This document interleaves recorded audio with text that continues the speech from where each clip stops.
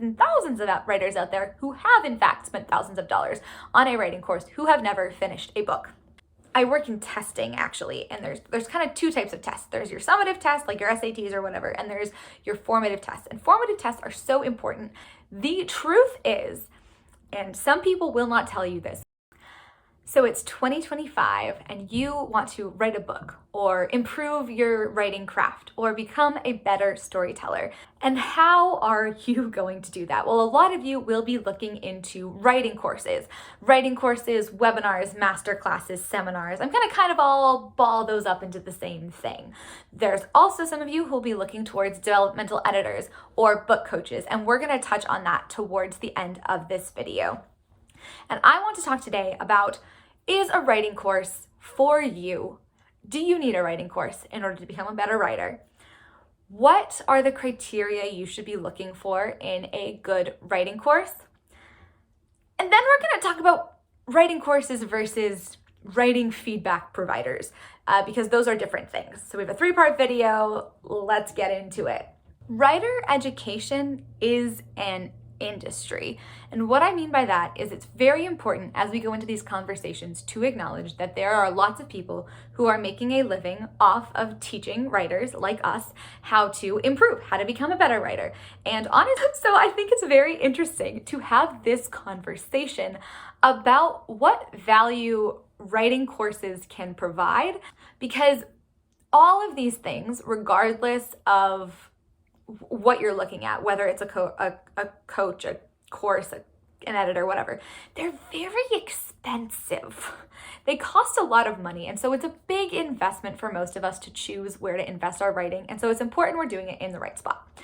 The truth is, and some people will not tell you this, but I will stress this in every video I have coming up on writing courses, you do not need to spend a single gosh darn penny in order to improve as a writer. You probably need a library card, but besides that, you're set. You can go to the library, you can study the books that are selling well, the books that you love, and read their writing and study their story structure and do your best to learn from them. You can find writing exercises online. You can find tons of resources on how to write a novel on YouTube, on Reddit. You can use free trials of Skillshare. If you are crafty and you go and you make great critique partners through, engaging in forums and stuff, and they give you feedback and you have a great writing group. If you're crafty and smart and strategic like that, you can become a better writer, a published writer, without spending any money at all. Because there are tons of thousands of published writers out there who have never spent thousands of dollars on a writing course. And there are thousands and thousands of writers out there who have in fact spent thousands of dollars on a writing course who have never finished a book. So why would anyone ever invest in one of these things when you can do it all for free? Well, the answer is you're saving time, basically. It will get you there faster because the main value a course is providing is it is getting information together for you, and it is presenting it to you in an organized, sequential manner. So you do not have to go spend your time Googling. That, and the fact that when you invest money in something, it gives us motivation to finish it. If we find 2 weeks of writing exercises on the internet versus enroll in a 2-week course with daily exercises, you're more likely to complete the 2-week course with the daily exercises because of the sunk cost, the money, the investment that you've put into it. You want to get the value of your money. So all of that being said, let's talk about criteria you're looking for in a course. 1, 2, 3, 4, 5, 6. There's 6 different things that you should be thinking about and you should be evaluating your courses on. And when I do my comparison on Friday of StoryGrid Guild versus Readsy's How to Write a Novel, we're going to be going over these. I recommend that you kind of rank these in terms of your preference and then figure out which ones are most important to you, because that will help you work out which course is best for you. So the first one is exclusive content.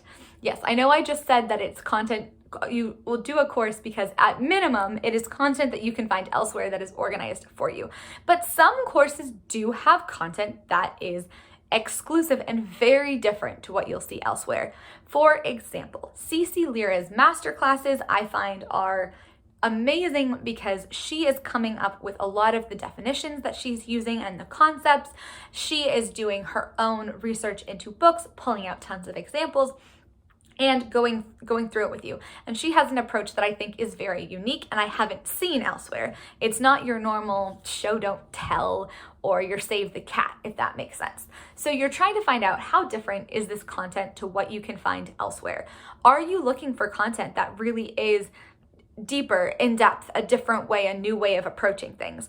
That'll be important to you if you haven't taken a lot of writing stuff so far, if you haven't read a lot of books yet, if you haven't taken a course before. It's when you're like, okay, all this advice kind of sounds the same and you're looking for something that will really help you level up. The next one is exercises and activities that match what you're learning.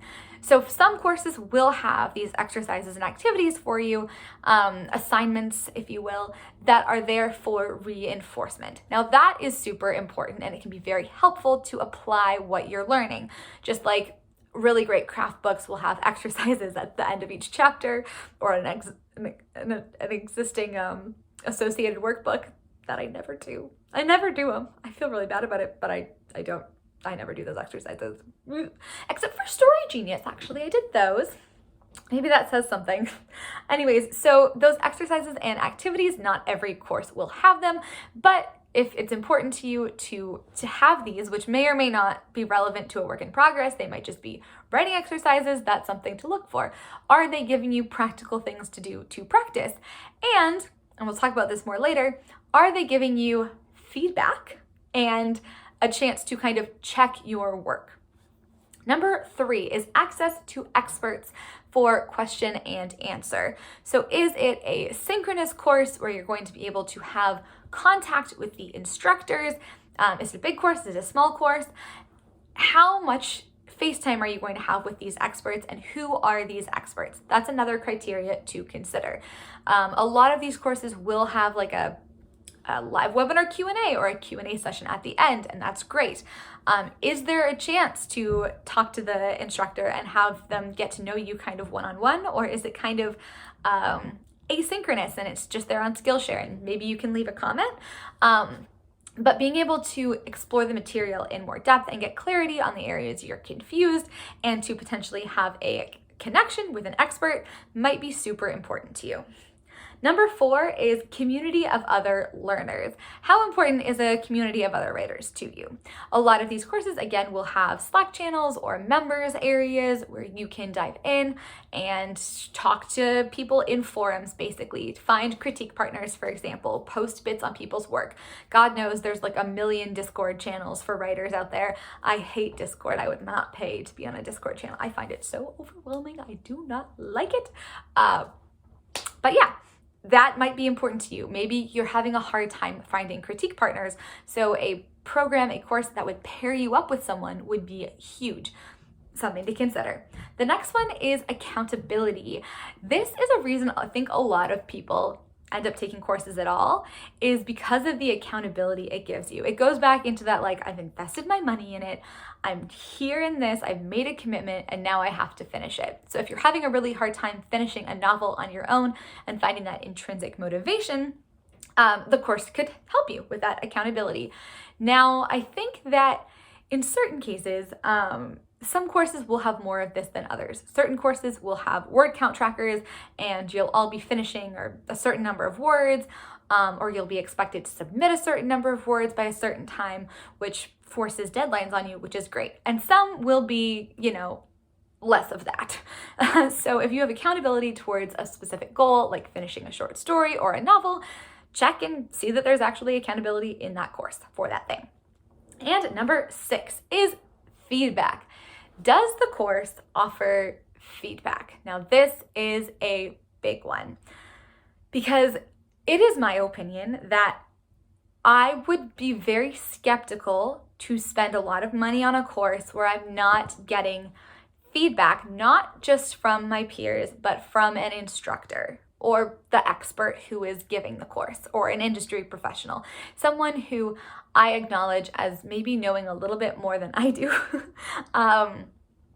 giving me that feedback for a few reasons. Number 1, I think I work in education, in education technology, And I work in testing actually, and there's kind of two types of tests. There's your summative test, like your SATs or whatever, and there's your formative tests. And formative tests are so important because it's what reinforces and tells you if you're on the right track or not. So you try something, someone comes and they give you feedback and you can improve it.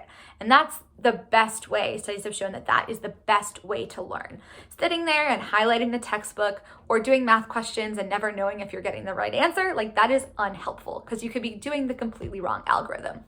Versus quizzing yourself before the exam and checking if you got it right, that is so much more effective. So getting feedback in a course is the equivalent of like the university exam flashcard scenario. You want feedback on whether you are understanding the concepts that are presented to you in this course well, which is why I think it's very important to be getting feedback from the instructor of the course. That being said, a lot of courses do not offer instructor feedback. They will do peer feedback.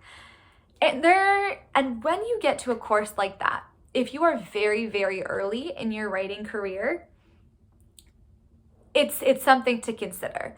If you've finished a manuscript and had beta readers before, peer feedback might not be sufficient for you. At this point, when you're looking at the amount of feedback provided, you are looking for who's giving the feedback. If it's peer feedback, is it facilitated or is it just like you can go in the forums and get peer feedback if you want? Is it from an instructor? How much feedback is there? How many words, chapters, what's the frequency of the feedback? And what kind of feedback can you expect to get? Because you want, in order to get the most out of a course, to have someone who knows the course material really well be telling you whether or not you are applying it correctly. And if you're spending over $1,000 on a course that does not include feedback, at that point, I would really take a moment and consider whether doing something like a book coach, which I don't know a ton about, or like a developmental edit or something could be more helpful to you. Now, I did a video about hiring beta readers recently. It's hiring beta readers on Fiverr. And one of the readers said to me, the person came and they really needed an editor first before they came to me because I just had to return it to them and say, it's not done. And I said, yeah, I mean, that's fair. I think that a lot of people, when you're starting off new, the best option is to have an editor look over like 25 pages, because a lot of writing mistakes, story structure mistakes and stuff can be detected in those first 10, 25, 50 pages without having to pay for a full developmental edit. Now, why am I suddenly talking about a developmental edit when we were talking about a writing course? It's because once you're up into the thousands of dollars, even hundreds of dollars for a writing course, it's very important to weigh that versus getting one-on-one attention from an expert through an editor, book coach, evaluator, whatever it is. They can give you actual feedback on your writing, on your story. So the course doesn't know if you tend to be very confusing with your reader orientation and the reader can't figure out where they are in space. The course doesn't know that. The course might not even talk about reader orientation because it's a thing that's predefined that doesn't know that you need to know how to do that. Whereas someone who is reading your writing, of course, can say that and say, you need to Google reader orientation, like, let me help you. They can help you personally with your work. So for example, I paid $2,300 for a dev edit. I know that the Readsy How to Write a Novel course is about $12.49. The StoryGrid Guild is, let me pull up my thing here. The StoryGrid Guild is, oh my God, $2,197 for a year. Readsy was $1,200 for 3 months. I paid $2,300 for a dev edit, so about $1,000 more than the Readsy How to Write a Novel course, and like $100 more, $200 more than the Guild. Now, none of those come with instructor feedback. It's all peer-to-peer. So what I got for mine was a publishing expert to read my whole manuscript, write in-depth comments, give me a 5-10 page editorial letter with specific things to change, feedback on my writing, where it's weak, where it's strong, advice, a specific plan, and an hour-long one-to-one conversation about my manuscript. That to me was way more valuable than anything that could have happened in these courses. But of course, it depends on where you are in your writing. $2,300 is a lot. And for some people, especially if you're newer, something like a 25-page critique or an outline critique plus a few pages, something like that for $200, $300, $400, even $500, half the cost of that course, that might be even more beneficial for you. So it's something to think about. I want to give another example. I love this program. I think it's great. It's called Write Mentor. It's for children's authors, so picture book, middle grade YA. It's a 3-month seasonal program that's about $375 USD. It includes 3 reviews of 5,000 words from an industry professional, a published author, plus facilitated peer reviews. So there are options out there that are less expensive that will allow you to have that feedback. There are options that are fully focused on feedback. So, are you planning on doing a writing course in 2025? Did you take one in 2024 or earlier? Do you have any recommendations of courses or editors or things to offer? I would so love to hear from you about your experiences. Keep an eye out for Friday on my comparison of 2 gigantic and relatively new writing courses that are out and starting in the early days of January to see if they might be for you. Thank you so much for watching, and I will see you next time.